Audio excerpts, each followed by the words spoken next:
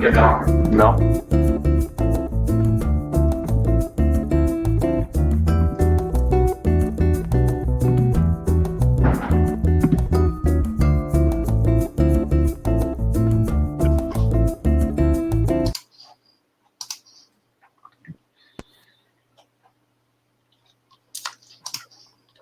Eh bien, bonjour à toutes et à tous. On a un gros souci de dernière minute. On a cru qu'on allait jamais réussir à se connecter. Normalement, c'est Vincent qui est censé présenter. Il va nous rejoindre dans quelques secondes. Vous avez dû entendre la petite voix off qui disait que c'était pas le bon micro. Bah oui, forcément, on avait oublié de couper le micro, mais c'est pas très grave. C'est des petits aléas du direct. Bienvenue à toutes et à tous pour cette nouvelle séance en direct qui va nous permettre aujourd'hui de parler des astronautes, notamment de ce que sont que les astronautes, ce qu'ils font, où est-ce qu'ils vont également. Donc c'est bien beau de dire que les astronautes vont dans l'espace. On va essayer de mieux comprendre ensemble où est-ce qu'ils vont dans l'espace au travers de ce petit webinaire. Alors juste pour vous présenter un petit peu l'interface pour celles et ceux qui ne connaissent pas, vous savez, on présente d'abord un petit peu le logiciel sur lequel vous vous trouvez, en tout cas la plateforme sur laquelle vous vous trouvez avant de commencer à proprement parler. Vous avez sur votre droite deux onglets. Il y a le premier onglet qui se nomme questions. Donc c'est très simple, hein. Avec cet onglet-là, eh bien c'est à cet endroit que vous allez pouvoir poser vos questions. Alors elles sont anonymes ces questions, donc vous pouvez voilà, poser toutes celles que vous souhaitez en lien avec le sujet, bien évidemment. C'est Vincent qui, lorsqu'il aura réussi à se connecter, il répondra par écrit la plupart du temps. Et puis, ça y est, il a réussi. Bonjour Vincent. Salut Esteban. Oui, désolé, effectivement, c'est un peu compliqué, un peu voilà, c'est pas grave. Fastidieux. Voilà. Écoute, je te laisse la main. J'avais commencé à peine à présenter, donc je te laisse. Oui, j'ai entendu. Je t'entendais parler en même temps, quoi. Mais voilà, j'étais obligé de démarrer un autre ordinateur. Ouf, on a réussi. Voilà, mais ça a l'air de fonctionner, donc tout va bien. Onglet sondage, t'as expliqué, je me souviens. Alors j'étais à l'onglet questions. Questions, ok. Donc l'onglet sondage pour que nous posions des questions auxquelles vous pourrez répondre. Et puis l'onglet questions, c'est vous qui posez vos questions. N'hésitez pas à poser vos questions. C'est moi qui y répondrai principalement en off. Hein, je répondrai directement à vos questions si vous en avez. Allez-y, hein, n'hésitez pas. Il se trouve qu'aujourd'hui, c'est plutôt calme. Vous n'êtes pas très nombreux, donc profitez-en, posez vos questions et j'y répondrai. Et puis les questions les plus pertinentes et qui pourraient intéresser tout le monde, on les fera directement peut-être avec Esteban. On y répondra directement avec Esteban. Enfin, on les soumettra à Esteban qui y répondra de son côté. Voilà. Est-ce qu'on a tout dit, Esteban? Alors, je peux préciser, parce que du coup, j'avais pas parlé de l'onglet sondage, mais c'est pas grave. Je vais vous publier dans l'onglet sondage, allez faire un petit tour, justement. On va publier deux premiers sondages, deux premières questions qu'on va vous poser directement. Alors, qui ne concernent pas directement le sujet du jour. C'est simplement, puisque tout est anonymisé, bien sûr, on ne sait rien de vous. Vous nous voyez, on ne vous voit pas. Juste pour savoir combien vous êtes derrière vos écrans, parce que nous, on voit le nombre de connectés, mais voilà, vous êtes certainement plusieurs, ou peut-être tout seul, hein, voilà, donc derrière votre écran. Et puis, voilà, le deuxième petit sondage, c'est quelle est la tranche d'âge dans laquelle vous vous situez, histoire de savoir à qui on s'adresse et quel niveau de vocabulaire on va le plus utiliser pour que tout le monde puisse en profiter, bien évidemment. On est bien conscient que c'est pour tout le monde, donc voilà, on adaptera. Et notez que sur cette dernière question, sur cette deuxième question, là, sur la tranche d'âge, vous pouvez cocher plusieurs cases, hein, puisque si vous êtes trois derrière l'écran, vous avez peut-être pas tous plus de 20 ans. Peut-être qu'il y a des enfants, par exemple. Donc, n'hésitez pas. Alors, par contre, si vous avez deux enfants de moins de 10 ans, je suis désolé, on est coincé. Alors, vous pouvez mettre dans c'est la tranche d'âge. Voilà. Voilà. Donc, encore désolé pour ce petit souci technique. On va y arriver, vous inquiétez pas. Donc le sujet du jour, ça va être de parler des astronautes. Alors si on en parle d'ailleurs, c'est parce que ça va bientôt faire un petit peu l'actualité. Il y a un... Je suis trompé. Alors, c'est pas grave. Ça veut dire ça bouge tout seul. Voilà. Donc il y a un astronaute qui a beaucoup fait parler de lui, qui va bientôt repartir dans l'espace. Cet astronaute, vous le connaissez déjà certainement, il est français et puis il a passé déjà 6 mois donc dans l'espace. Il s'appelle Thomas Pesquet. Nous sommes d'ailleurs un petit peu habillés avec sa tenue. Hein. Nous ne sommes pas astronautes, ni Vincent ni moi, mais voilà, on a pris sa tenue avec le nom de sa première mission, la mission Proxima. Eh bien, sa deuxième mission, on en reparlera un petit peu plus longuement tout à l'heure, qui s'appelle Alpha, débutera le 20 avril prochain. Donc, à partir du 20 avril, voilà, on pourra de nouveau retrouver Thomas Pesquet dans l'espace pour le suivre, pour ces nouvelles aventures. Oui, Vincent. Putain, c'est pas bien, tu nous as grillés. Moi, je pensais faire croire que j'étais astronaute. Je pensais passer pour Thomas Pesquet, c'est loupé. Hein. Le sacripant. Pourtant, j'avais un bon déguisement de Thomas Pesquet et tu m'as cassé mon... Voilà, et ben voilà, effectivement. Moi, j'ai encore un plus joli déguisement. J'aurais pu mettre carrément, voilà, la version intégrale du casque, mais après, je verrai plus rien. Hop. Oui, là, c'est plus au niveau de l'âge que c'est pas cohérent, hein, parce que c'est ça. Le casque comme ça, c'est celui qui a emmené des hommes sur la Lune, donc voilà, t'étais pas né. C'est vrai. Moi, j'étais né. Voilà, on verra tout ça, hein, les premiers humains sur la Lune, bien évidemment. J'aimerais commencer cette séquence avec quelque chose que justement on va vous faire retomber un petit peu en enfance, que les grands comme les petits d'ailleurs connaissent. Cette petite séquence, c'est le décollage de la fusée de Tintin.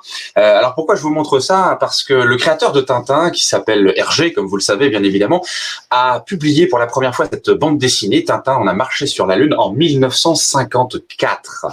Et en 1954, eh bien, on n'avait pas encore été réellement sur la Lune. On a anticipé, c'était 15 ans avant les premiers humains sur la Lune. Donc vous voyez que la fiction, en quelque sorte, la réalité plutôt a rejoint la fiction assez rapidement. Mais voilà, c'était en 1954 que on a commencé à rêver vraiment avec Hergé et Tintin d'aller sur la Lune, et on l'a fait 15 ans plus tard dans la réalité, mais on en parlera bien évidemment tout à l'heure. Alors avant de parler des humains dans l'espace, voilà, avant de parler des astronautes, on pourrait parler aussi de ce qu'on pourrait appeler très gentiment les astrochiens et les cosmochats, par exemple. Bah oui, parce qu'avant les êtres humains, on a d'abord envoyé des animaux dans l'espace. Et oui, alors certains sont revenus, d'autres non, mais en tout cas, on va essayer de comprendre un petit peu tout ce qu'on a pu envoyer avant les humains pour avoir accès à l'espace. On va voir un petit peu tout ça ensemble. Alors, il ne s'agit pas de faire un cours d'histoire, hein, c'est simplement de retrouver des images ou des vidéos d'archives qui vont nous permettre de nous replonger à ces époques-là. Le début, on va dire, de l'ère du spatial à proprement parler, je vais le placer à 1957. C'était le lancement de Sputnik, le tout premier satellite qu'on a placé en orbite autour de la Terre. Il y a eu des choses avant, quelques petites choses avant Sputnik, et j'ai une première question à vous poser. Justement, si vous êtes dans l'onglet sondage, vous allez pouvoir retrouver cette question-là. Quel est le premier animal, d'après vous, que l'on a envoyé dans l'espace? Le premier animal, d'après vous, qui a été envoyé dans l'espace. Alors pour beaucoup, c'est vrai que voilà, la réponse va sembler très évidente, mais attention, il y a un petit piège. C'est pas forcément l'animal auquel on pense immédiatement. Il y en a plusieurs qu'on peut reconnaître, qu'on pourrait imaginer comme étant de bons candidats. Et je vais vous donner la réponse d'ailleurs en vidéo. Alors c'est pas la vidéo de celle qui est partie directement dans l'espace, mais de l'espèce à laquelle quel animal il s'agit en tout cas.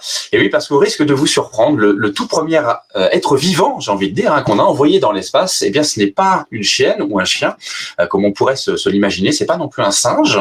On en a bien envoyé, mais le tout premier, le premier vol, ça a été des mouches, une volée de mouches. Dans le même vol d'ailleurs, il y a eu aussi il y a eu aussi il y a eu un lapin, il y a eu des cochons d'Inde, mais c'était des mouches, des champignons aussi, et les mouches qu'on a envoyées aussi donc au cours du premier vol. Donc le premier être vivant finalement à avoir atteint l'espace avant encore le chien ou la chienne, eh bien ce sont des mouches. Voilà. Bon, ça c'est pour démystifier un petit peu les choses. Nous sommes juste après la Seconde Guerre mondiale. Hein, on est en 1947 pour les plus grands. Hein, vous voyez, donc c'est vraiment à ce moment-là qu'on a commencé concrètement à s'intéresser à l'espace et à construire les premiers engins, les premières fusées qui nous ont permis justement de nous affranchir de la gravité terrestre, si je puis dire, hein, pour partir donc dans l'espace. Enfin, le premier, c'était quand même Milou, hein. Ah c'est vrai, je vous ai montré Tintin, bah oui, en 1954, hein, effectivement, voilà. Mais Milou est venu après finalement, puisque si on regarde chronologiquement, en 1947 on a envoyé des mouches, et Hergé a créé, on a marché sur la Lune en 1954, voilà finalement. Eh ouais. Donc c'est juste après. Alors, on va avancer un petit peu. Donc, on a nos premières volées de mouches qui sont allées dans l'espace. C'est bien. Bon, maintenant, on sait que ces mouches sont revenues saines et sauves. Donc, bon, on peut survivre dans l'espace. Donc, tout va bien. On va vouloir envoyer, bien sûr, quelque chose d'un petit peu plus impressionnant entre guillemets. Hein. Une licorne, c'est super impressionnant. C'est très impressionnant, voilà. Mais je suis pas sûr qu'on ait envoyé une licorne dans l'espace, ni un requin d'ailleurs. C'était compliqué. Alors je vais partager Je vais partager mon écran avec vous et puis je vais vous montrer d'ailleurs ce qu'on a pu envoyer aussi dans l'espace parmi les premiers êtres vivants finalement. Alors, on a envoyé des mouches, puis un petit peu plus tard on a envoyé des araignées, une araignée notamment qui est revenue que l'on peut voir ici sur cette image d'archive, Annabella. Ça c'est l'araignée. D'ailleurs, en même temps, j'y pense, je vais vous poser la petite question qui va bien. Je t'arrête 2 secondes. Il y a quelqu'un qui nous dit que la connexion passe mal et qu'il y a des coupures. Est-ce que c'est le cas pour d'autres personnes? Juste signalez-nous si c'est le cas. On regardera ce qu'on peut faire. Mais sans quoi, a priori, c'est... Est-ce que, voilà, dans l'onglet questions, dites-nous si vous nous entendez bien ou si vous avez des saccades, des coupures, auquel cas on va essayer de se reconnecter. Alors, pour vous, tout va bien, a priori. Tout va bien pour vous également. Bon, alors a priori, je pense que voilà, le petit souci de Lucas peut-être de sa connexion, alors peut-être se reconnecter et revenir nous voir, puisqu'a priori pour tout le monde tout va bien, voilà.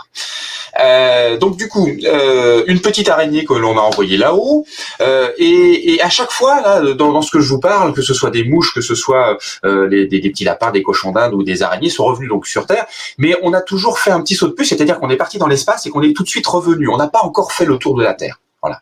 On a juste fait ce qu'on appelle un vol suborbital, c'est-à-dire un vol qui nous a permis juste d'atteindre l'espace et de retomber.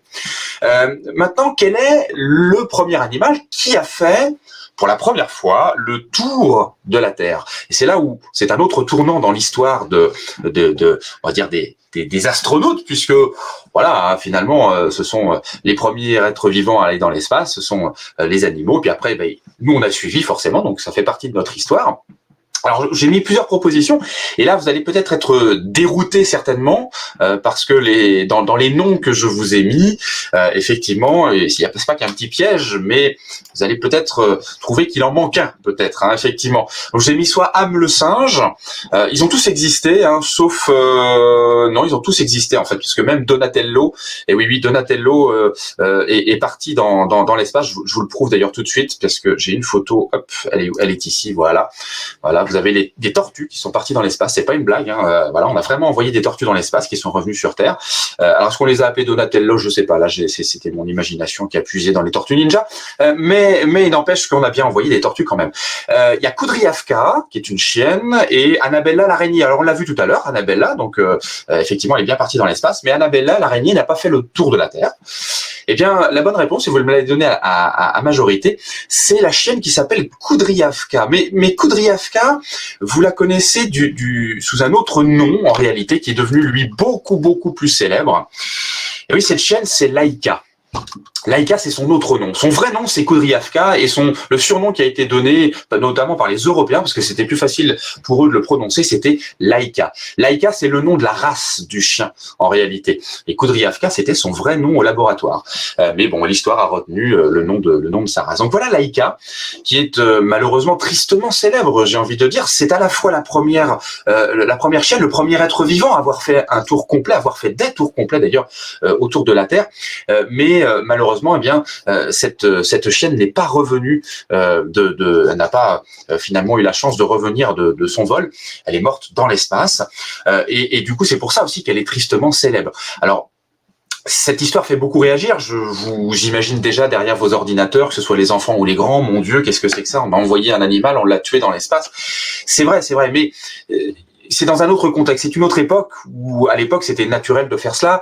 Alors, je les excuse pas, bien évidemment, loin de là. Par contre, ce qu'il faut retenir, il y a une bonne chose à cela, c'est que c'est depuis cette histoire de Laïka, qui n'est jamais revenue, qui est morte dans l'espace, que se sont créées les diverses associations de protection des animaux, notamment dans les expérimentations scientifiques, dans les vols spatiaux, et puis à plus large échelle aujourd'hui, eh bien, ce qui a donné une loi la semaine dernière, par exemple, hein, loi qui a criminalisé les souffrances animales. Vous voyez qu'on a fait beaucoup de chemin, mais il n'empêche que bien c'est grâce à Laïka au tout début qu'on a commencé à se rendre compte finalement du bien-être des animaux ou du mal-être justement dans ce cas-là des animaux, pas des animaux, ça marche pas. Excusez-moi. Donc voilà, il y a quand même dans cette triste histoire, il y a quand même du bon aujourd'hui, notamment de un certain avancement dans cette affaire. Donc Laïka est tristement célèbre à cause de cela. Elle n'est jamais revenue sur Terre. Alors, de manière un petit peu plus anecdotique, j'ai envie de dire, j'ai parlé de chienne. j'ai volontairement dit une chienne, des chiennes d'ailleurs, parce que dans l'histoire des canidés spatiaux, des cosmochats et des astrochiens, c'est comme ça que je les appelle souvent. Quand il s'agissait d'envoyer donc des canidés dans l'espace, c'était uniquement des chiennes, toujours des femelles. Et je vous pose la question, tiens, nonchalamment, allez dans l'onglet sondage. D'après vous, pourquoi est-ce que ce sont des chiennes uniquement qui sont allées dans l'espace et non des chiens? Si vous regardez vraiment tout l'historique des canidés envoyés dans l'espace, c'est toujours des chiennes. Donc, d'après vous, pourquoi? Je vous laisse y répondre tranquillement. Et puis pendant ce temps-là, je vais vous mettre une autre petite séquence vidéo. Cette fois-ci, deux petites chiennes, Belka et Strelka, qui elles ont eu une belle aventure, bien mieux que Laika, puisqu'elles sont parties dans l'espace, elles sont revenues sur la Terre. Et voilà les deux petites chiennes qui sont ici. Au moment de leur préparation, elles sont parties en fusée. Elles sont allées donc dans l'espace. Elles sont revenues saines et sauves. On a très rapidement son vol, le retour, voilà. Puis on ouvre la capsule et hop, on les retrouve. Et ces chiennes, en fait, l'une d'entre elles, c'est Strelka de mémoire. Je me trompe toujours entre les deux, c'est pas très grave. Eh bien, elles ont donné naissance plus tard à des chiots. Et l'un de ces chiots a été offert par les soviétiques, par la Russie, on va dire d'aujourd'hui. Les soviétiques, c'est l'ancien nom de la Russie et de d'autres pays avec. Eh bien, l'un de ces chiots a été offert par la Russie à la fille du président américain à l'époque, la fille du président Kennedy, en signe de réconciliation. Vous saviez, peut-être pour les plus jeunes ne savent pas, peut-être pas encore, mais entre la Russie et les États-Unis, à ce moment-là, c'était la guerre froide pour les plus grands, donc on s'entendait pas très bien. Et à la fin de la guerre, eh bien, tout le monde a décidé de se serrer la main et puis de devenir amis entre guillemets. Et donc voilà, il y a eu ce pas qui a été fait. Le chiot qui a été offert donc à la fille du président américain. Voilà. Alors pour la petite histoire, les Américains ils ont fouillé très longuement la chienne, enfin le petit chien parce qu'ils pensaient que c'était un petit espion donc qui avait avalé un micro et tout ça. Donc ils ont dû la regarder sous toutes les coutures pour savoir si c'était bien un cadeau ou si c'était un cheval de Troie. Hein. Bon, ils lui ont pas fait mal au moins, hein, ça va. Non, ils lui ont pas fait mal. Non. Donc puisqu'elle elle est morte de vieillesse après, hein, donc il y a pas de souci. Hein. Ouais, c'était le bébé de Strelka. C'était Strelka, voilà. Merci beaucoup, Strelka. Vincent. Voilà. Je sais jamais entre les deux, voilà. Mais moi je trouve que c'est toujours une belle histoire qui complète celle un peu plus triste, c'est vrai, de Laika, bien évidemment. Donc voilà pour les aventures des plus célèbres, on va dire. Il y en a eu plein d'autres. Hein. Il y a eu une bonne trentaine de chiennes qui sont parties du côté russe. Il y a eu aussi également du côté américain pas mal de singes. Voilà. On voulait pas faire les mêmes à chaque fois. Les Russes ont fait les chiennes, les Américains voulaient pas faire les chiennes, c'était déjà fait, donc on voulait faire autre chose. Donc les Américains sont plutôt concentrés sur les singes. Alors il y a eu Albert II qui a été envoyé. Tiens, je peux vous montrer une petite photo. Il est parti de Monaco ou comment Justement, regardez, voilà, Albert II, j'allais dire que je m'étais trompé, mais en fait, tu m'as devancé. Alors, c'est pas Albert II de Monaco, hein, comme tu pourrais l'imaginer, Vincent. Albert II, le voici.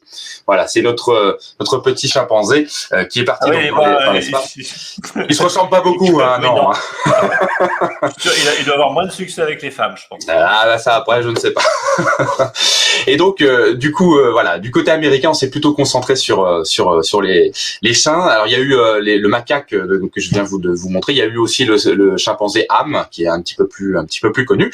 Et du côté de la France, me demande-t-on souvent qu'est-ce qu'on a fait, parce que la France était bien présente à ce moment-là, dans les années 50 et 60, pour expérimenter justement les vols habités dans l'espace. Alors habités non pas avec des humains pour l'instant, hein, on n'y est pas encore, mais avec des animaux. Et bien figurez-vous que comme la France fait pareil que les Américains ou que les Russes, ils voulaient pas faire comme tout le monde, hein, donc comme les singes et les chiens étaient déjà pris, eh bien les Français, qu'est-ce qu'ils ont fait? Ils ont envoyé eux des chats dans l'espace. Alors il y a eu un seul chat en réalité, hein, il y a eu plusieurs vols préparatoires, mais il y en a eu qu'un seul qui a eu lieu du côté français. Donc vous voyez, c'est ces chats qui étaient enfermés dans des petites boîtes. Alors on leur fait pas de mal, hein, c'est simplement qu'on les mettait dans des boîtes assez étroites. C'était simplement pendant quelques heures, on simulait le temps d'un vol. C'était pour qu'ils soient sages, qu'ils ne bougent pas, en fait, qu'on les habitue à être enfermés dans une petite boîte sans trop rien dire, hein, finalement.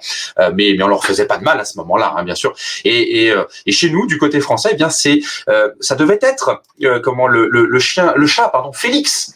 Félix le chat, ça s'invente pas, hein, qui devait partir dans l'espace et malheureusement ou heureusement pour lui, j'ai envie de dire presque, eh bien Félix le chat s'est sauvé la veille de son départ et c'est une vraie anecdote, hein, c'est pas une blague.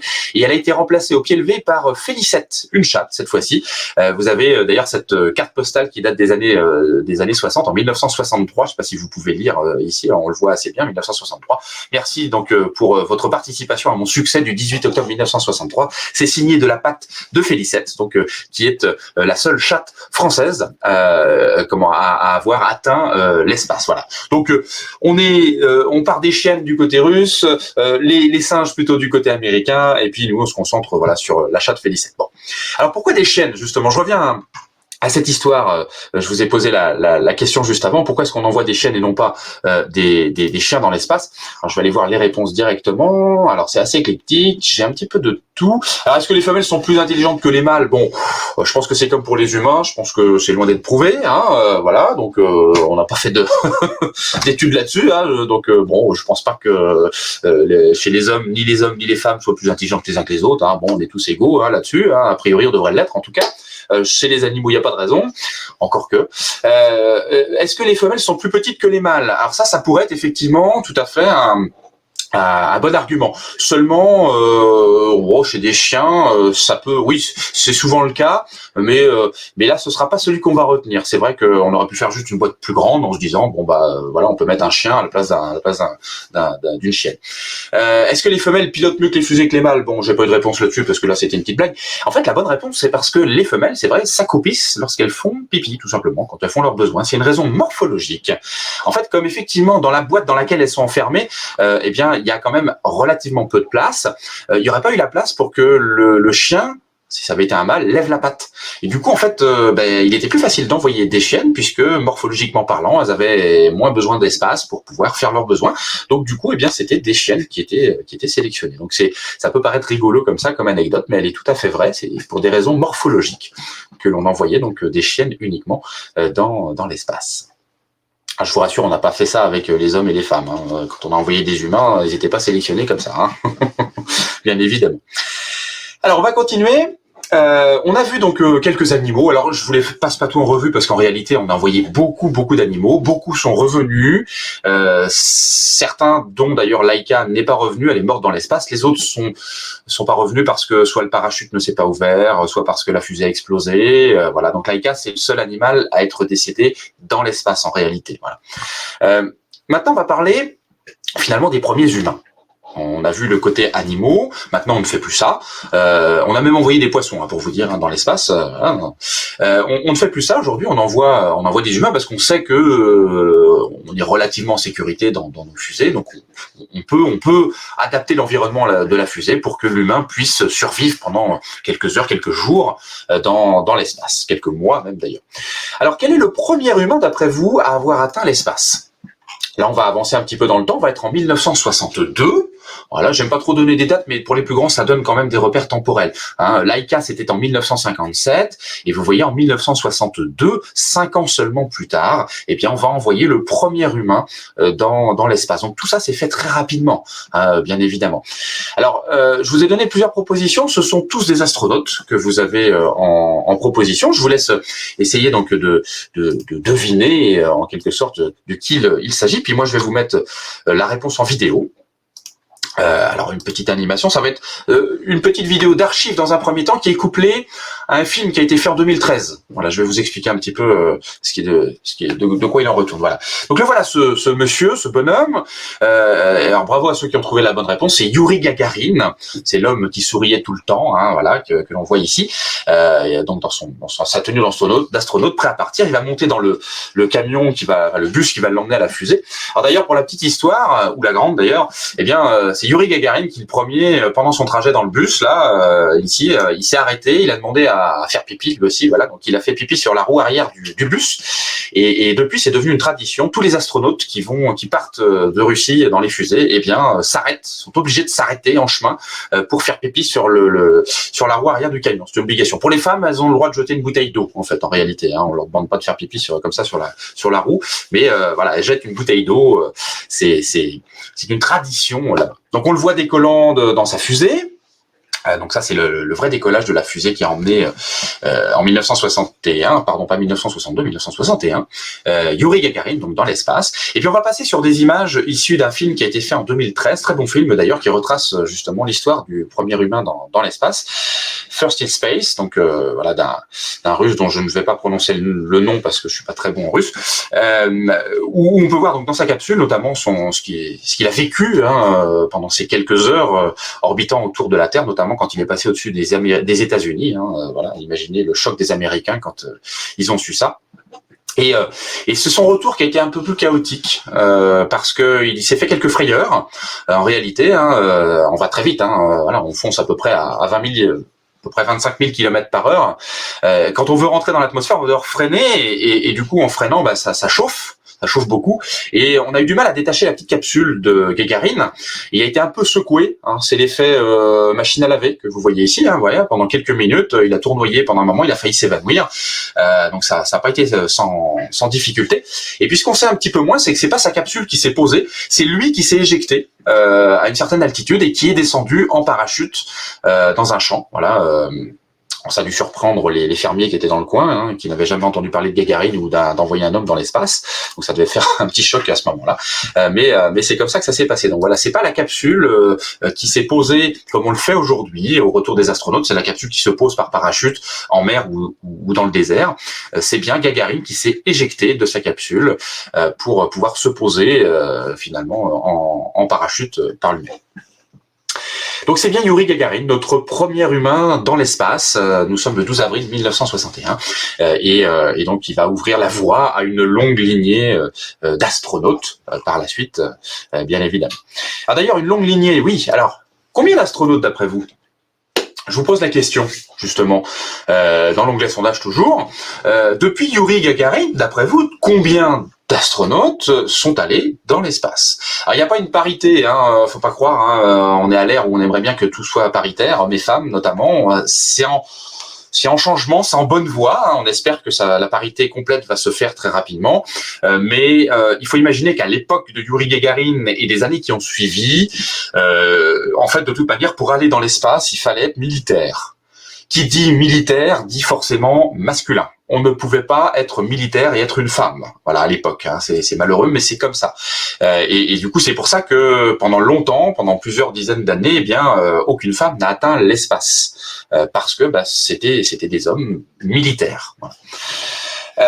Alors, je vais pas vous donner le nombre tout de suite, mais on va le voir ensemble, bien évidemment, dans quelques instants. Tiens, le temps pour moi de repartager mon écran. La bonne réponse se trouve sur cette image. Voilà. Hop, la voici. Voilà. C'est très rapide. J'aurai pas le temps de les compter parce que hop, je re-switch. Voilà. Mais il y avait la bonne réponse. On pouvait vous amuser à les compter en bas si vous voulez. Donc c'est le nombre d'astronautes qu'on a envoyés depuis Youri Gagarin aujourd'hui. On y reviendra tout à l'heure, je vous rassure, bien évidemment. Alors, après le vol de Youri Gagarin, on a atteint donc l'orbite terrestre. On a enfin, finalement, été dans l'espace. On a fait le tour de la Terre. Bon, on a fait ça pendant plusieurs années, histoire de vraiment être opérationnel, être sûr que ça fonctionne bien. Après, on voulait viser plus loin. Alors, viser plus loin, quand on a fait le tour de la Terre, viser plus loin, le pas suivant, c'est finalement de visiter la Lune. Au moins d'aller vers la Lune. Pour l'instant, pas encore s'y poser, mais au moins aller vers la Lune. Ça, c'est le chemin supplémentaire. Alors, pour vous donner un titre de comparaison, aller dans l'espace, officiellement, on considère aujourd'hui que l'espace, c'est à une altitude de 100 km. Donc, à 100 km de hauteur, au-dessus de votre tête, c'est l'espace. Voilà, c'est arbitraire comme délimitation. C'est-à-dire qu'il faut pas vous imaginer, en dessous de 100 km, il y a de l'atmosphère et au-dessus de 100 km, il n'y a plus rien. Non, ça se fait de manière extrêmement progressive sur des milliers de kilomètres, mais on considère qu'à 100 km, il n'y a plus assez de portance pour qu'un avion qu'on connaît bien, puisse voler en réalité. Voilà, il y a suffisamment de vide pour considérer que c'est l'espace. Voilà, donc c'est arbitrairement défini à 100 km. Alors, la Lune, elle, c'est 400 000 km. Vous voyez, on passe de franchir 100 km et on va devoir maintenant franchir 400 000 kilomètres. Donc là, c'est une autre dimension, si je puis dire. Et là, les petites fusées qu'on a construites jusqu'alors ne vont pas suffire pour atteindre l'orbite lunaire. Il va falloir construire quelque chose de beaucoup plus grand, beaucoup plus monstrueux, si je puis dire, en termes de technologie. Et cette fusée, on va la construire dans les années 60. On l'imagine dans les années 60 et elle va être opérationnelle au début des années 60. Ce sont les Américains qui vont construire cette gigantesque fusée. Alors chez les côtés soviétiques, côté russe, il y a eu aussi d'autres tentatives. Ils ont fait une fusée aussi grosse, mais qui n'a jamais réussi à fonctionner correctement. Alors moi je vais me concentrer sur le côté américain. Et cette fusée, c'est la fusée Saturne V. Que vous avez ici. Alors, elle est devenue un peu mythique. Les grands, je pense que vous en avez forcément entendu parler de cette fusée Saturne V. C'est celle qui va emmener les premiers humains autour et sur la Lune. On va en parler juste après. Et c'est la fusée de tous les records. Aujourd'hui encore, c'est toujours la plus grande fusée jamais construite. Alors certes, on va bientôt en tout cas l'égaler, voire la dépasser avec les fusées qui vont être construites là dans les quelques mois, peut-être quelques années encore qui vont suivre. Mais aujourd'hui, en tout cas, c'est encore la plus grande fusée jamais construite. C'est la plus massive, c'est la plus puissante. C'est gigantesque. Faut vous imaginer, alors ceux qui habitent Nantes, alors nous on est au planétarium de Nantes forcément, donc on va comparer avec Nantes, mais ceux qui habitent Nantes, si vous connaissez la tour Bretagne, bien imaginez que c'est la tour Bretagne qui décolle. Ça fait 110 mètres de hauteur. Donc c'est absolument hors norme finalement par rapport à ce qu'on était capable de construire jusqu'alors. Et il nous faut ça. C'est une fusée aussi gigantesque pour pouvoir atteindre l'orbite lunaire. Pour vous donner une idée, il fallait 54 wagons-citernes de carburant pour remplir ces réservoirs très gourmands. 54 wagons-citernes, sans parler, ça c'est juste pour le carburant, sans parler de l'oxygène liquide qu'il fallait lui rajouter. Il fallait des centaines de camions, pareil, d'oxygène liquide. Et elle dilapidait tout ce carburant en 2 minutes 30. C'est-à-dire 2 minutes 30 après le décollage, les réservoirs étaient quasi vides. Vous voyez, donc c'est vraiment une fusée, voilà, de tous les records. Je me répète, mais c'est proprement hallucinant. Alors je vais vous laisser profiter du décollage, les images d'archives du décollage de la fusée Saturne V. Il y a un petit peu de son, donc quand je vais envoyer la vidéo, vous allez pouvoir cliquer sur la vidéo pour avoir le son. Et puis on se retrouve juste après. Donc je vous montre voilà le décollage de la fusée Saturne V à l'époque.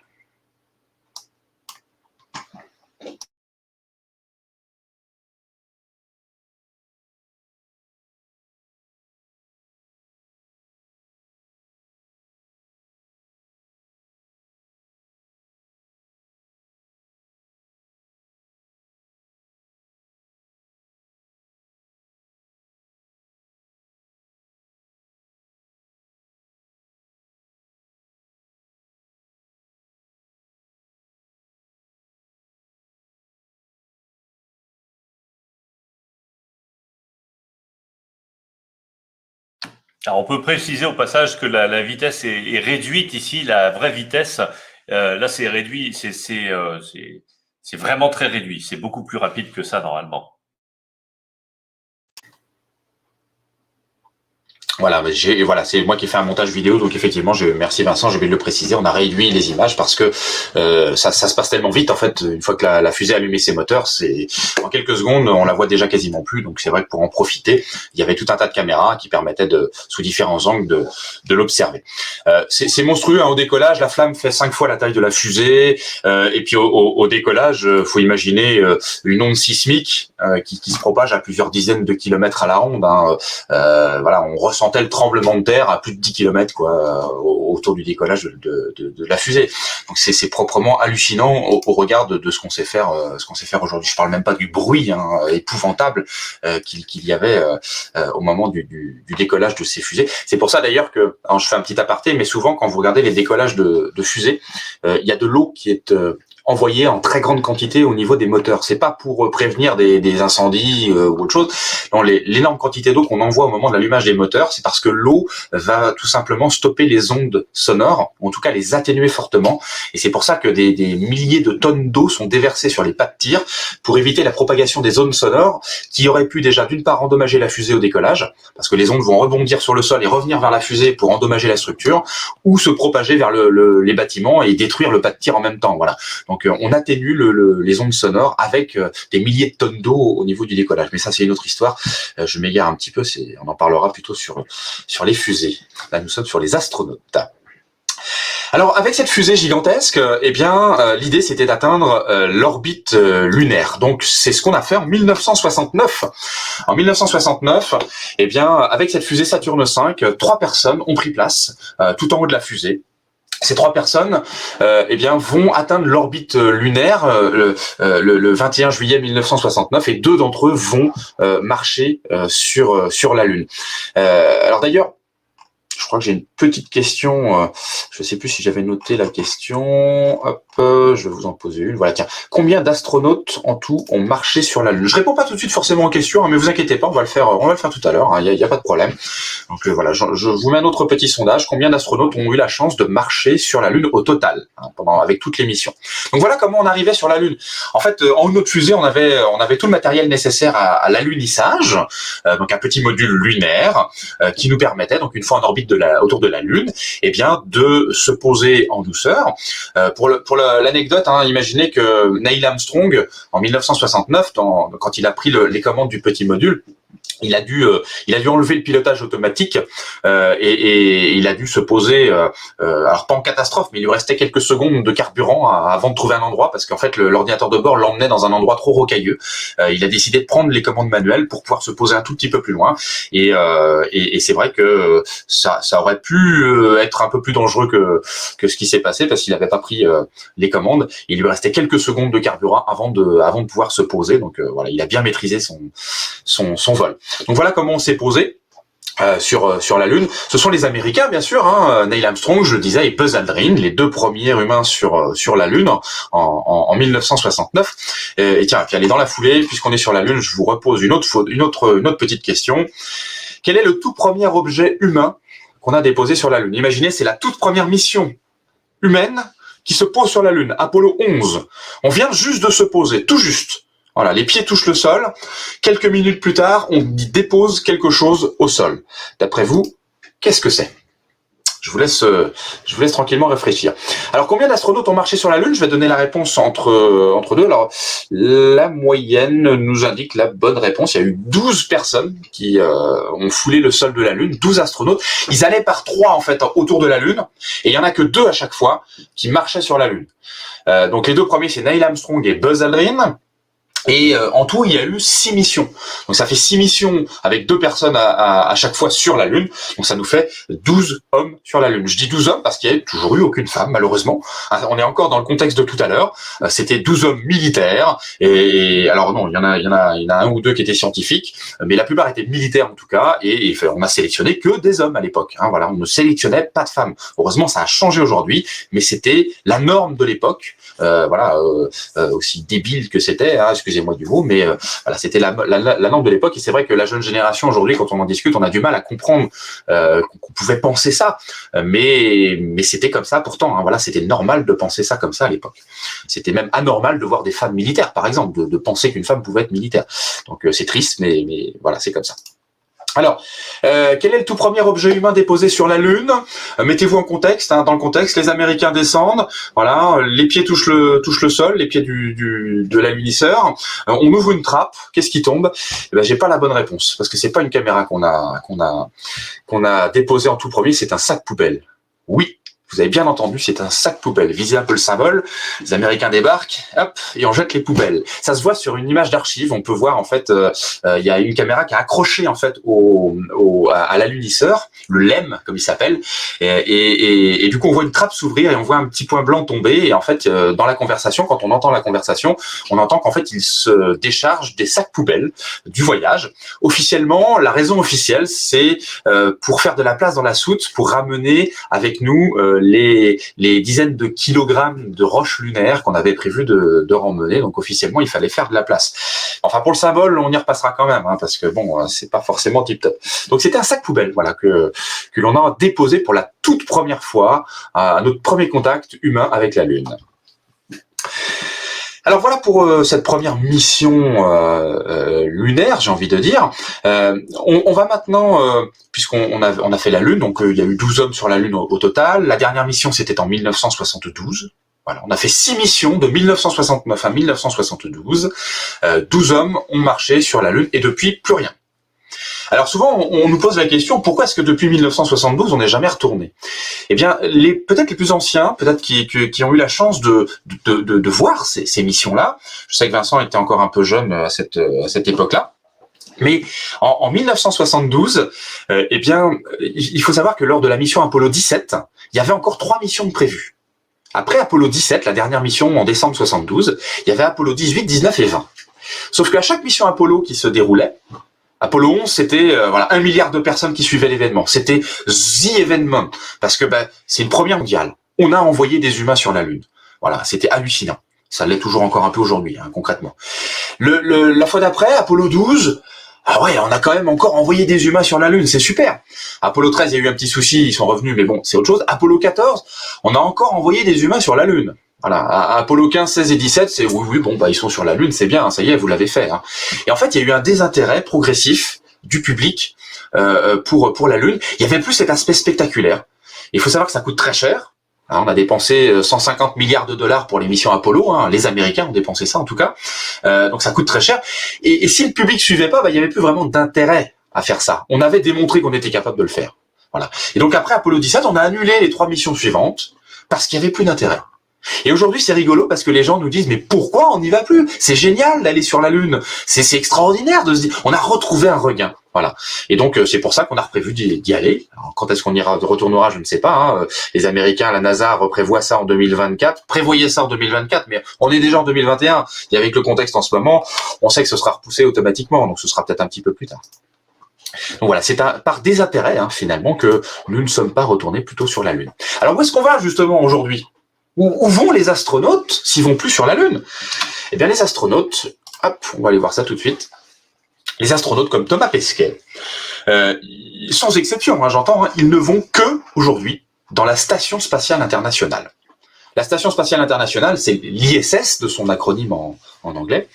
Eh bien, c'est l'endroit où vivent les astronautes en orbite autour de la Terre. On est à 400 km de la Terre. Vous voyez la différence? On est dans l'espace c'est 100 km. Là, on est à 400 km. Mais la Lune, c'est 400 000 km. La Lune, c'est 1000 fois plus loin que la Station Spatiale Internationale. Et pourtant, eh bien, depuis 20 ans, plus de 20 ans maintenant, depuis les années 2000, nous avons une présence humaine pérenne dans l'espace. Alors, ce sont jamais les mêmes humains qui y vont, bien sûr. Il y en a qui peuvent retourner plusieurs fois, mais ce sont des missions et il se passe le relais, en quelque sorte. Thomas Pesquet, par exemple, il a fait un séjour de 6 mois. C'est entre 3 et 6 mois les séjours dans l'espace, dans la station spatiale. Certains ont fait 1 an. Voilà, c'est rare. Donc, on se relaie, équipage par équipage. Parfois, il y en a qui ont la chance, comme Thomas Pesquet, de retourner une ou plusieurs fois dans l'espace. On y vit dans les parties cylindriques. Les parties cylindriques, ce sont les parties pressurisées que vous pouvez voir ici. Alors c'est un volume qui permet de subvenir aux besoins d'environ 6 à 7 astronautes. C'est-à-dire qu'on peut mettre 6 à 7 astronautes en même temps. C'est arrivé. Il y a eu 7 astronautes il y a quelques semaines. Ils sont de nouveau 6 de mémoire, je crois. Tu me diras si je me trompe, Vincent. Il me semble qu'ils sont de nouveau 6 en ce moment dans la station spatiale. Donc on y fait tout un tas d'expériences. Mais comme elle a plus de 20 ans, cette grande dame, si je puis dire, on passe beaucoup de temps à la maintenance, que ce soit la plomberie, l'électricité, changer les batteries, les panneaux solaires, les caméras. Bref, en fait, 50% du temps d'un astronaute, c'est pour de la maintenance de la station spatiale, et 50% du temps qui va rester, eh bien, ça va être finalement divisé entre les temps de repas, les temps de détente, le sport qui est très important, 2 heures par jour, et puis également les expériences scientifiques. Alors, en parlant de Thomas Pesquet, on peut essayer de voir un petit peu d'ailleurs ce qui se passe dans la station spatiale. On va Thomas Pesquet qui va nous faire une petite présentation de la station. Alors j'ai pas mis le son, mais cette vidéo vous pourrez la retrouver très facilement sur internet, bien évidemment. Donc voilà un peu comment on vit dans la station spatiale internationale. Une petite présentation des. Ah, s'il y a du son, pardon, j'avais oublié le son. Je vais pas tout vous mettre, ça dure un peu de temps.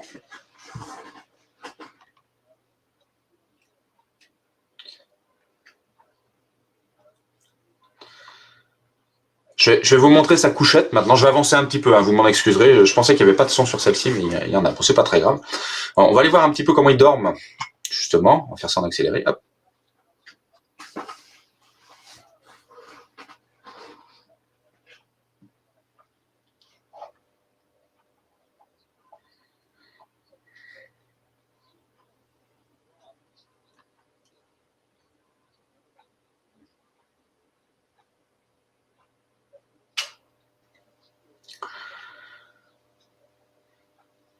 Voilà. On va avancer un petit peu, on va aller voir un endroit très très important dans la station spatiale.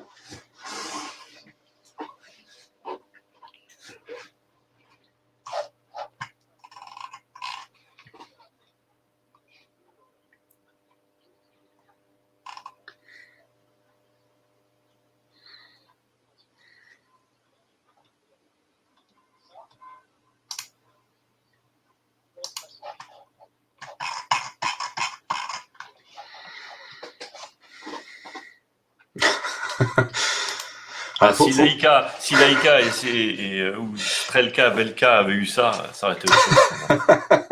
Alors, faut pas se tromper dans les boutons quand on appuie sur la chasse d'eau, parce que ça pourrait être problématique très rapidement, j'imagine. Voilà. Donc voilà un petit aperçu. Si vous voulez voir ces vidéos-là en entier, voilà, vous recherchez ça sur Internet, les vidéos de Thomas Pesquet qui vous font la présentation, la présentation de la station spatiale. Donc, comment on dort, comment on mange, comment on va aux toilettes, comment on se lave dans la station. Cette vidéo de Thomas Pesquet est sans doute l'une des plus complètes. En fait, elle dure 20 minutes et il fait vraiment un tour de la station. Il explique bien les choses et franchement, elle mérite d'être vue. Voilà, exactement.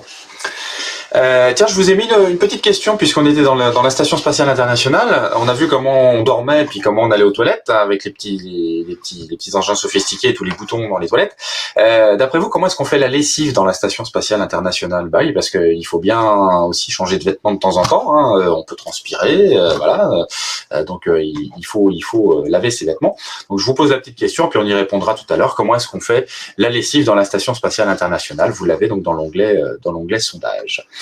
Alors je vais répondre à d'autres petites questions en attendant. Combien d'astronautes sont allés dans l'espace? Alors j'avais dit que la réponse était sur cette image. Alors si vous n'avez pas le courage de tous les compter, je vous comprends bien. Sur cette image, il y en a 550. Environ 550 astronautes depuis Yuri Gagarin sont allés dans l'espace. Donc Thomas Pesquet, c'est l'un des 550 astronautes qui ont eu le privilège d'aller dans l'espace. Alors beaucoup de ces astronautes sont allés plusieurs fois. Oui, Vincent. Non, je disais c'est celui-là, là, c'est lui. Voilà, c'est celui qui est là, si vous regardez bien, là, voilà. Voilà, c'est ça. Non, à côté, juste à côté. Donc Thomas Pesquet fait partie de l'un de ces 550 astronautes qui sont partis dans l'espace et comme je le disais, eh bien beaucoup sont partis plusieurs fois dans l'espace, certains 2 fois, 3 fois même pour certains ou certaines d'entre elles. Voilà. Donc aujourd'hui, ça fait pas tant que ça finalement. Depuis 1961, le premier humain dans l'espace, on est en 2021. Eh bien, vous voyez, on a envoyé que entre guillemets 550 astronautes. Voilà. Parmi ces astronautes. Justement, puisque je vous parlais de Thomas Pesquet, on peut pousser un petit peu le vice, entre guillemets, un petit peu plus loin. D'après vous, parmi ces 550 astronautes, combien sont français? Voilà, je vous pose la question dans l'onglet sondage, pareil. Combien y a-t-il d'astronautes français qui ont eu la chance d'aller dans l'espace? Et puis en attendant d'y répondre, eh bien, je vous propose de voir un petit peu le travail que font les astronautes dans la station. Là, on a vu une visite par Thomas Pesquet. Eh bien, là, je crois qu'il y a vraiment pas de son d'ailleurs. J'espère que non. Hop, là, on va voir un petit peu quand ils sortent dans l'espace.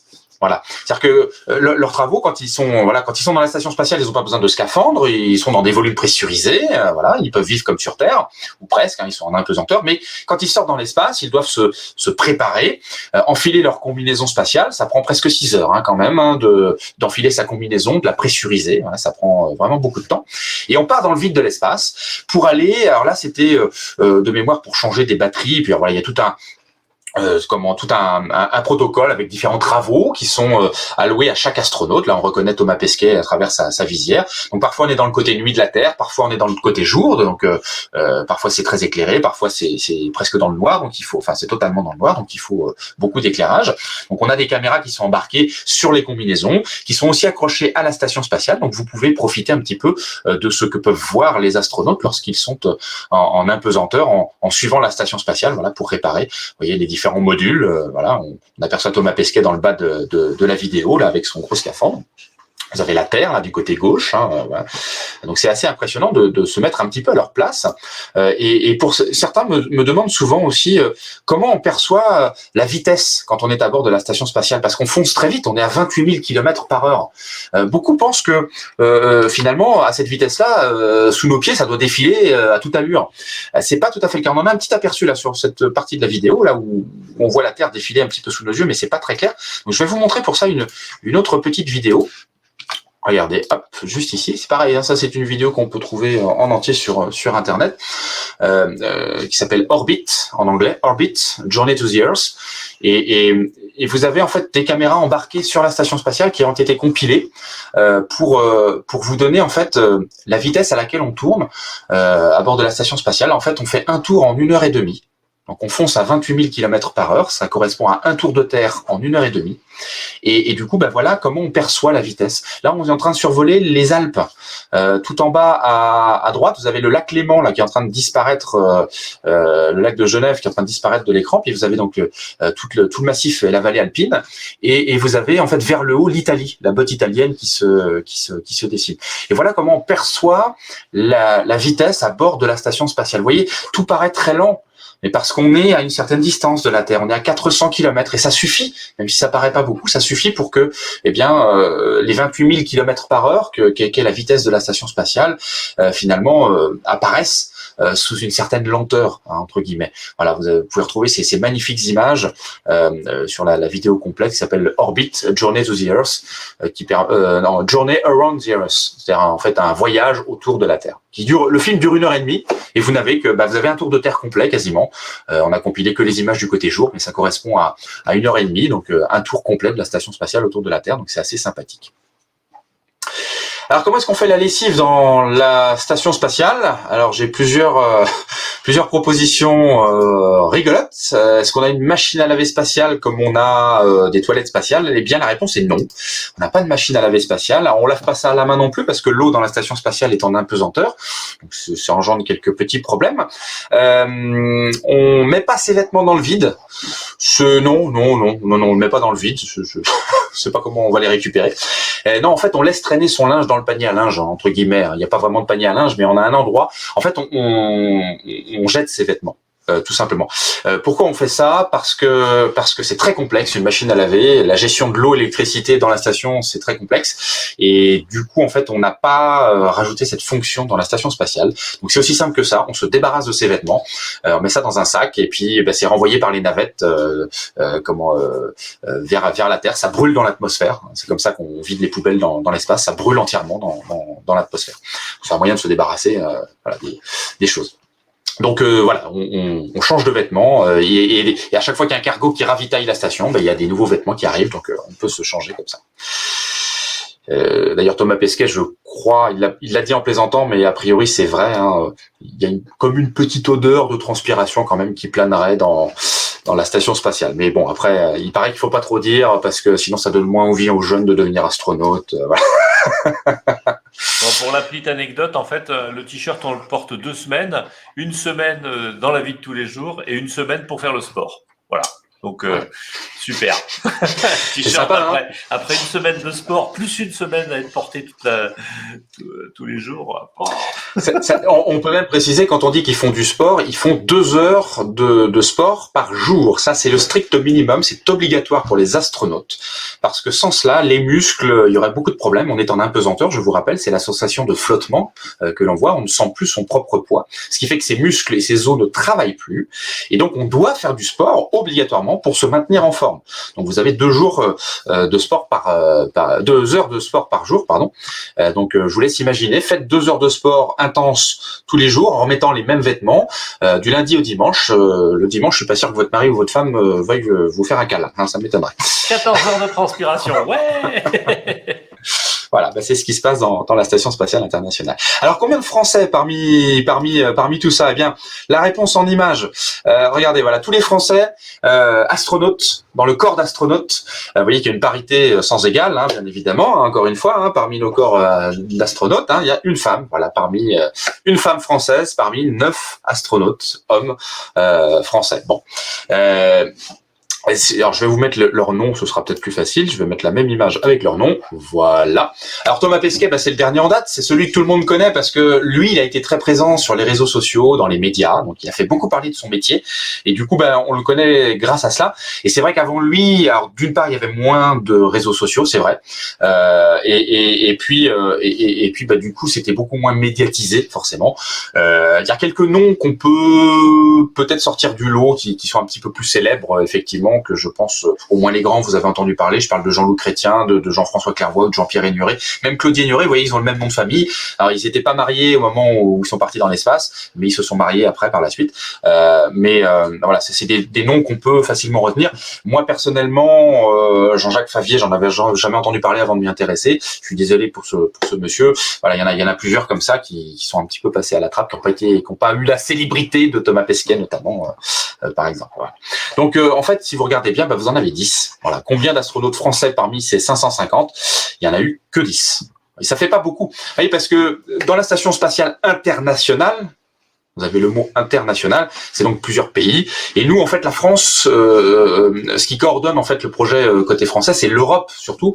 Voilà, c'est un pays parmi une grande institution, l'Agence spatiale européenne. Et donc, il y a des roulements qui se font forcément. Et puis, faut pas se le cacher, les places, c'est en fonction des budgets que les pays allouent à la station spatiale internationale. Donc, des pays comme l'Italie ou l'Allemagne qui sont un petit peu plus présents financièrement parlant ou technologiquement parlant, ont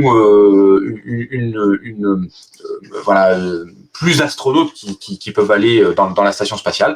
Et la France, à moindre mesure, voilà, on a un astronaute de temps en temps qui est sélectionné côté français. Donc c'est aussi pour ça qu'on n'en a pas tant que ça finalement. Donc 550 astronautes qui ont atteint l'espace depuis Yuri Gagarin en 1961, et seulement 10 sont français. Et si on veut aller encore plus loin dans les statistiques, seulement une femme française. Bon. On est loin de la parité. Mais pour la première fois, vous avez certainement entendu parler, il y a 2 semaines, la NASA a fait, elle aussi, sa sélection d'astronautes, la nouvelle génération d'astronautes. Et pour la première fois, il y a une parité. Il y a 9 hommes et 9 femmes. Donc on a une parité égale. Donc c'est très très bien. On espère que du côté européen, ce soit le cas, puisque d'ailleurs... si vous vous sentez l'âme d'un spationaute ou d'un astronaute, eh bien sachez que l'Agence spatiale européenne va lancer sa phase de recrutement. C'était pas arrivé depuis 11 ans. Thomas Pesquet, ça fait 11 ans qu'il a été sélectionné. Et donc à partir du 31 mars prochain, vous pouvez aller sur le site de l'Agence spatiale européenne et postuler pour devenir, pourquoi pas, le collègue de Thomas Pesquet. C'est pas une blague, pas du tout. Vous pouvez vraiment y aller. À partir du 31 mars jusqu'à mi-mai, bien vous pouvez vous manifester pour passer les tests pour devenir astronaute. C'est pas un métier astronaute, il n'y a pas d'études qui vous emmènent directement en tant qu'astronaute. Ce sont des sélections qui sont faites parmi des candidats. Pour mémoire, ce que me disait Vincent tout à l'heure, j'avais plus le chiffre en tête, lors de la sélection de Thomas Pesquet, il y a eu 7000 candidats. Et 7000 candidats, il y en a eu 10 de retenus. Voilà, donc c'est ça, finalement, c'est assez drastique. Mais on peut partir du principe que chacun a sa chance. Voilà, il suffit de s'inscrire, comme on pourrait dire. Donc voilà pour nos astronautes qui partent aujourd'hui dans la station spatiale internationale. Alors juste pour vous donner aussi le moyen de transport, parce que c'est vrai, je vous ai dit, vous pouvez devenir astronaute en postulant sur le site de l'Agence spatiale européenne. Quel est le moyen de transport quand même qui vous emmènera dans la station spatiale? Alors il y en a 2 aujourd'hui. Il y en avait qu'un il y a quelques mois encore. Il y en a 2. Alors ça, le premier, c'est la fusée russe Soyouz. Voilà comment on est dans le cockpit, si je puis dire, de la fusée Soyouz au décollage. On est étriqué, on peut plus bouger une fois qu'on est installé. C'est pas est-ce que tu peux passer le petit truc qu'il y a sur le côté? Non, on bouge plus. Le siège dans lequel on est, il est moulé par rapport à notre corps. Donc on n'a pas intérêt de grossir trop d'ailleurs avant de prendre la fusée. Et puis vous devez subir ça pendant plusieurs heures. Vous êtes engoncé dans votre combinaison spatiale. Et puis vous devez tenir comme ça un petit peu plus de 6 heures, le temps de rejoindre votre destination, donc la station spatiale internationale. Donc ça, c'est la fusée Soyouz, la fusée russe. Parce que jusqu'à il y a quelques mois, c'est assez rigolo, tout le monde qui voulait aller dans la station spatiale, même les Américains, devait payer les Russes pour partir dans la station. Et on n'utilisait que la fusée russe Soyouz. Voilà, il n'y avait plus de fusée du côté américain. Alors ça a changé depuis quelques mois maintenant. Je vais vous montrer par contraste quand même la fusée d'aujourd'hui qui envoie les astronautes. C'est une entreprise privée qui fait ça, qui ne vous est pas inconnue, je pense, qui s'appelle SpaceX. Donc là, voilà la fusée SpaceX sur sa base de lancement. C'est elle qui envoie donc les astronautes. Alors, les images que vous allez voir, ça fait un peu science-fiction. Regardez les astronautes là qu'on voit ici, on dirait un film, on dirait presque un film, on dirait de la science-fiction. Aujourd'hui, c'est vachement moderne. Hein. Alors SpaceX, c'est les voitures Tesla aussi. Hein. C'est le même PDG, donc ils y vont en voiture Tesla. C'est un peu des rockstars hein, quand ils font ça. Voilà, c'est des shows à l'américaine presque. On monte en haut de la fusée, donc comme à chaque fois, ils sont accompagnés de ninjas. Vous voyez, ça me fait toujours rire moi cette vue-là. C'est pas des ninjas hein, bien sûr, hein, c'est le service de sécurité. Ils ont un brancard dans le dos en cas de problème en fait.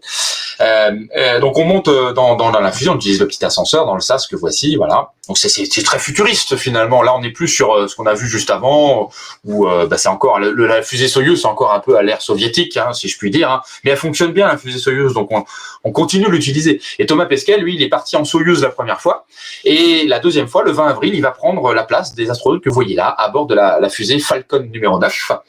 Voilà, ils ont beaucoup plus de place, vous voyez. Regardez. Ils ont des bons sièges bien confortables, ils ont de la place, de l'espace. Là, c'est complètement autre chose. Hein, ouais. Donc la fusée va décoller. Et puis elle va rejoindre la station spatiale en quelques heures. Mais pendant le voyage, on va revoir une image de l'intérieur du cockpit. Vous voyez, regardez ces images. Pendant le voyage, on peut se détacher, on peut bouger, on peut même se changer. C'est-à-dire qu'en fait, on le voit pas encore, mais il y a un petit module en bas des astronautes. Ils peuvent descendre. Ils ont de l'espace pour se changer. Ils peuvent enlever leur tenue pour se mettre dans leur petit pyjama qui va leur permettre d'être plus confortablement installés. Voilà, regardez, le voici là. Il a son petit bonnet. Il va même prendre le temps de bailler un petit peu parce que c'est fatigant, hein, les voyages en fusée. Voilà, un petit bâillement, il va bientôt s'endormir, voilà. Et puis vous voyez les autres en dessous, là, à gauche, hein, qui sont en train de manger. Donc on a de l'espace. Voilà, donc c'est les nouvelles générations de fusées d'aujourd'hui, avec des écrans tactiles un petit peu partout. Voilà, donc ça a l'air un petit peu plus sympa de partir en fusée SpaceX qu'en fusée Soyouz. Hein. Alors je suis pas astronaute, je peux pas juger vraiment, mais peut-être que Thomas Pesquet nous donnera ses impressions finalement, puisqu'il aura fait les deux pour aller dans la station spatiale. Oui, c'est un peu comme les trains il y a 50 ans et les TGV aujourd'hui, quoi. Voilà, les classes sont confondues maintenant. La classe économique ressemble de très près à la première classe, hein, finalement. Alors, juste, puisque moi j'aime beaucoup de parler de SpaceX, regardez ce qu'on fait aujourd'hui avec ces fusées. On les réutilise. Je sais que c'est pas trop le sujet, on n'est pas sur les fusées, mais les fusées de SpaceX aujourd'hui, une fois qu'on a envoyé des humains dans l'espace, les boosters reviennent. On ramène ça sur des barges en mer pour les tâches principales. Je sais pas si vous vous rendez compte du défi là. Il y a de la houle, on est sur une toute petite barge, on était à plus de 200 km d'altitude et on revient comme ça sur la barge sans aucun problème. Et puis les boosters latéraux, eux, ils vont revenir comme si de rien n'était, à quelques mètres d'intervalle, chacun de leur côté sur le pas de tir. Voilà, on utilise le fond de carburant qui reste pour faire réatterrir les boosters. Voilà, sur Terre. C'est pas une image que j'ai mis à l'envers, hein, pas du tout. Hein, c'est vraiment un atterrissage des boosters. Allez, hop, les deux boosters réatterrissent et puis on va les réutiliser un petit peu plus tard. Voilà. Vous avez vu Elon Musk, qui est le PDG de SpaceX. Voilà, regardez ces images. Moi, ça me donne la chair de poule à chaque fois que je les vois. C'est assez impressionnant de se dire qu'on est capable de faire ça aujourd'hui. Voilà. Donc, c'est l'avenir des vols, on va dire, finalement, des vols, alors que ce soit habités ou pour envoyer d'ailleurs des satellites. Hein. On espère faire mieux. Le même Elon Musk, le même PDG de l'entreprise de SpaceX, lui espère un jour pouvoir fabriquer sa fusée qui va aller sur Mars pour emmener les astronautes sur la planète Mars. C'est un pur projet pour l'instant. Ce que je vous montre, ces images-là, ce sont des images de communication de SpaceX. Alors, communication ne veut pas dire information. Hein. Là, c'est de la communication, donc c'est tout beau, hein, bien évidemment. Voilà, c'est comme ça qu'on veut faire. Dans la réalité, c'est un peu différent. Il y a d'autres contraintes. Mais l'idée, c'est de construire une grosse fusée capable d'emmener non pas 1, non pas 10, non pas 20 astronautes, mais 100 astronautes d'un coup, 100 personnes d'un coup à bord de la fusée Starship, c'est son nom. Et l'idée, c'est d'emmener donc les 100 bonhommes, les 100 astronautes, les 100 humains vers Mars, pendant que, pareil, l'étage principal gigantesque revient sur Terre, comme si de rien n'était. On refait le plein, on remet un troisième étage, on remet 100 personnes dedans, et puis on repart. C'est ça l'idée de SpaceX finalement, de cette gigantesque fusée qui s'appelle Starship. Alors c'est un pur projet pour l'instant, mais qui avance bien parce que au-delà du projet, on est sur des phases de prototype. Aujourd'hui, ce n'est pas que de la communication visuelle, c'est pas que de l'infographie, c'est pas que finalement un outil qui nous permet de dire voilà ce qu'on fera dans 20 ans. Non, on est en plein dedans. C'est-à-dire qu'on fait les tests aujourd'hui. pour réaliser cette fusée-là. Et quand je dis on fait les tests, eh bien, on fabrique des prototypes. Et je vais terminer là-dessus justement. Toujours chez SpaceX. Voilà, on fabrique des prototypes. Ça, c'est le troisième étage de la fusée qu'on voudrait mettre sur la fusée Starship. On l'a fait décoller. On est en plein désert du Texas. Ça, c'est l'essai numéro 8. Il y en a eu un de plus entre deux d'ailleurs. Et ces images ont certainement fait le tour du monde. Donc, je pense que vous les avez vues. L'idée, c'est de tester la manière dont se comporte la fusée. On va pas très haut. L'idée, c'est d'aller à une dizaine de kilomètres d'altitude. Donc, on est toujours dans l'atmosphère, hein, bien sûr. L'idée, c'est de couper les moteurs pour qu'on soit en chute libre. Parce que pour simuler une rentrée dans l'atmosphère, parce que n'oubliez pas qu'on veut réutiliser ces morceaux de fusée et on veut qu'elles soient intactes. Donc on est en chute libre, on coupe les moteurs et c'est ces petits ailerons que vous voyez tout en haut, c'est pour corriger l'attitude des fusées. On veut la faire basculer, voilà, la rendre horizontale pour avoir une meilleure portance, pour freiner un maximum, utiliser l'atmosphère pour freiner. Puis au dernier moment, regardez, on redresse la fusée. Alors là, ce qui s'est passé, c'est que pas de chance, c'est un prototype et on a rallumé les moteurs, mais il n'y a pas eu assez de puissance. Il y en a 2 qui ne sont pas allumés, ça a explosé, bon littéralement. Mais c'est pas grave. Il y en a plein qui ont dit c'est dommage, ils ont fait ça pour rien, ça a raté au dernier moment. Il s'est passé la même chose pour celui d'après, le prototype numéro 9. Et non, en fait, c'est un vrai succès. Et en fait, tout ce qu'ils voulaient tester, c'est l'attitude de la fusée, comment elle se retourne, le rallumage des moteurs, la freiner. Ça s'est super bien passé. Ce qui s'est passé après, oui, bon, c'est vrai, le moteur s'est pas rallumé, ça en corrigera, c'est pas grave. Alors, en fait, il vaut mieux, c'est le principe d'un prototype, d'un test. Il vaut mieux que ça foire, pardonnez-moi du mot, que ça rate sur ces moments-là, plutôt que pendant les vols commerciaux. Non, on doit tester le plus possible de scénarios. Ça rate, c'est pas grave, on a testé ce qu'on voulait. Voilà. Donc c'est le principe même. Hein, j'insiste là-dessus, d'un essai.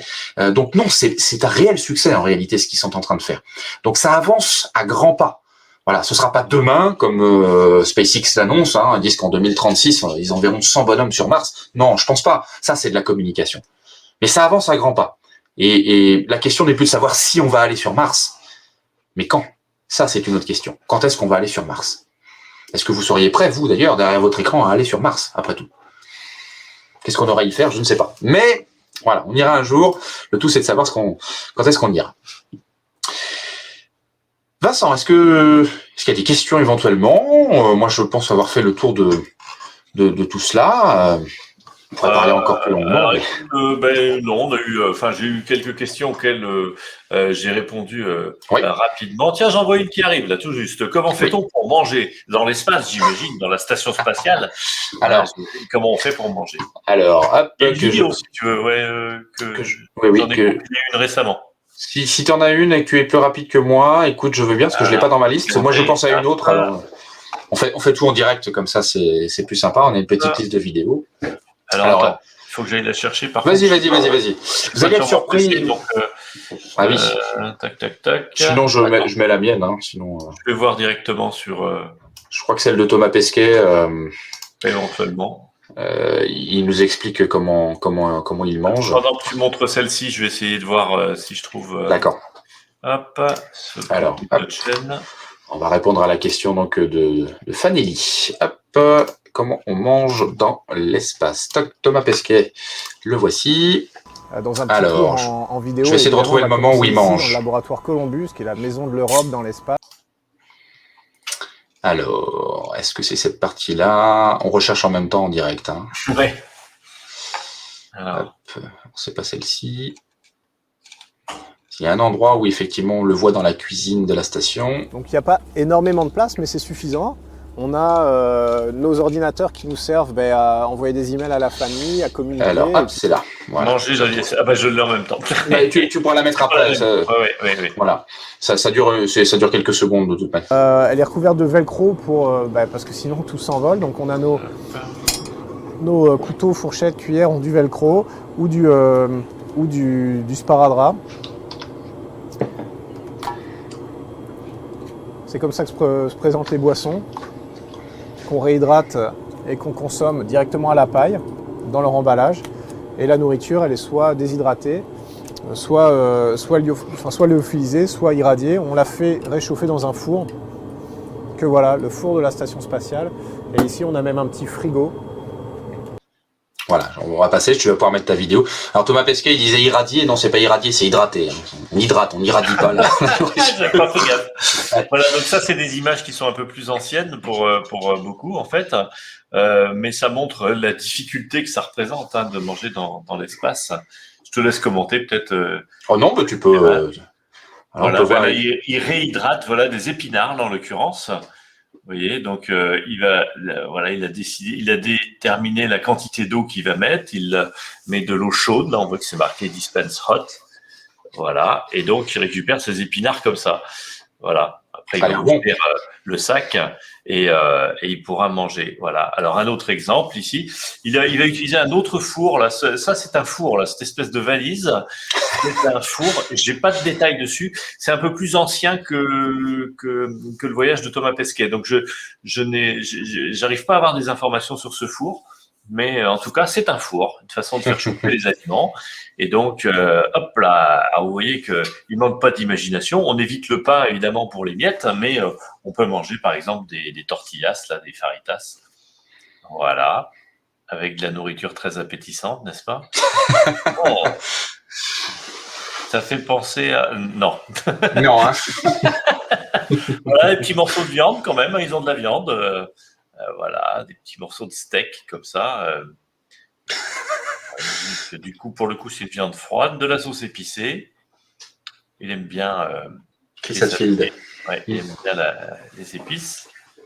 Voilà, il est content. J'aime bien mettre pas mal d'épices d'ailleurs et d'assaisonnement parce qu'on n'a pas la même sensation de goût en fait. Et c'est pas parce qu'ils ont le Covid dans l'espace. Voilà. Alors attention. Est-ce qu'il est content de son repas? Il a l'air content. Pas mal. C'est un bon acteur, Chris Hadfield. Oui. Bon musicien aussi, il joue du... David Bowie ouais. Dans la station spatiale. Si tu la retrouves d'ici la fin, écoute, tu pourras nous la passer. Avec ça, voilà, exactement. Et puis pendant ce temps-là, moi, je vais juste rajouter une petite chose. C'est quand même, là, ça a pas l'air très ragoûtant ce qu'ils sont en train de manger. En réalité, bon, c'est de la nourriture finalement que l'on prépare dans des cuisines sur terre avant et qu'on met effectivement en boîte ou en tube. Alors ça paraît pas ragoûtant comme ça, mais en réalité, ce qui s'envoie aujourd'hui dans la station, notamment Thomas Pesquet, il y a une vidéo où il présente ce qu'il mange. Il reçoit régulièrement des colis de nourriture où il a donc dans des boîtes de conserve, c'est de la nourriture faite par des chefs étoilés quand même. Hein. C'est David Robuchon, comment il s'appelle, Robuchon, j'ai plus son prénom. Bref, il n'empêche que ces petites conserves là, on les voit d'ailleurs. Ils ramènent quand même pas mal de choses qui sont relativement bonnes dans la station spatiale. Il faut pas croire qu'ils se privent de nourriture ou qu'ils mangent que du déshydraté ou du lyophilisé. Hein. En réalité, c'est beaucoup plus varié que cela, bien évidemment. Vous voyez, hein. Notamment lors des repas de Noël, hein, ils ont le droit à des petits extras, même des M&M sans faire de pub. Hein, voilà. Et puis plus récemment, il y a eu, j'ai entendu ça il y a quelques jours d'ailleurs. Normalement, les astronautes n'ont pas le droit d'emmener d'alcool, bien évidemment, à bord de la station spatiale, mais a priori, ils auraient retrouvé, notamment du côté russe, un petit peu d'alcool pour fêter certains événements. Alors bon, ça c'est une autre histoire.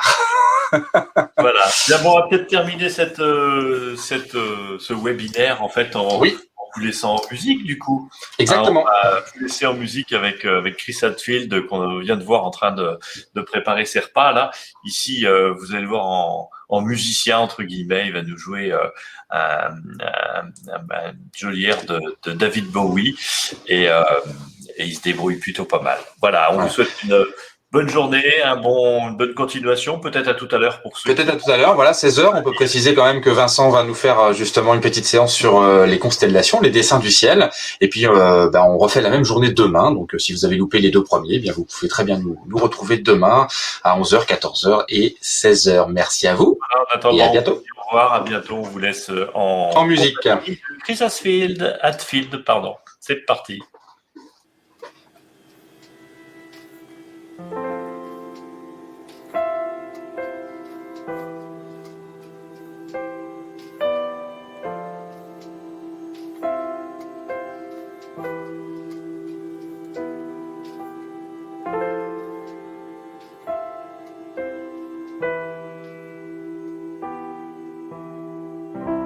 Ground control to Major Tom.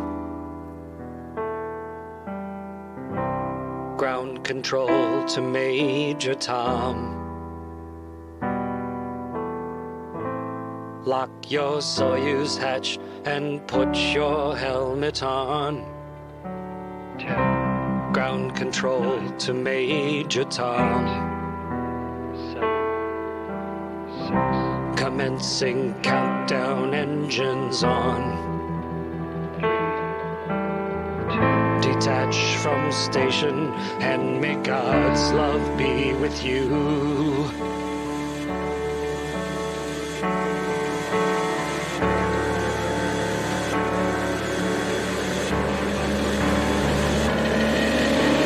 This is ground control to Major Tom. You've really made the grade, and the papers want to know whose shirts you wear. But it's time to guide the capsule if you dare. This is Major Tom to ground control. I've left forevermore, and I'm floating in a most peculiar way, and the stars look very different today. For here am I sitting in a tin can, far above the world. Planet Earth is blue, and there's nothing left to do.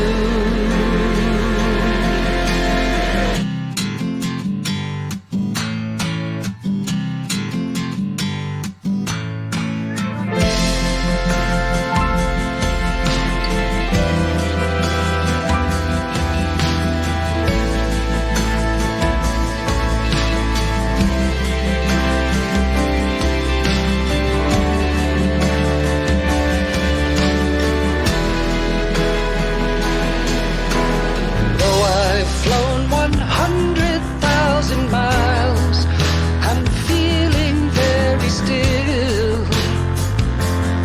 And before too long, I know it's time to go. Our commander comes down back to Earth and knows.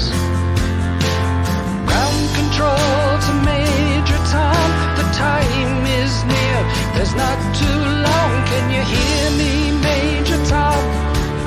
Can you hear me, Major Tom? Can you hear me, Major Tom? Can you hear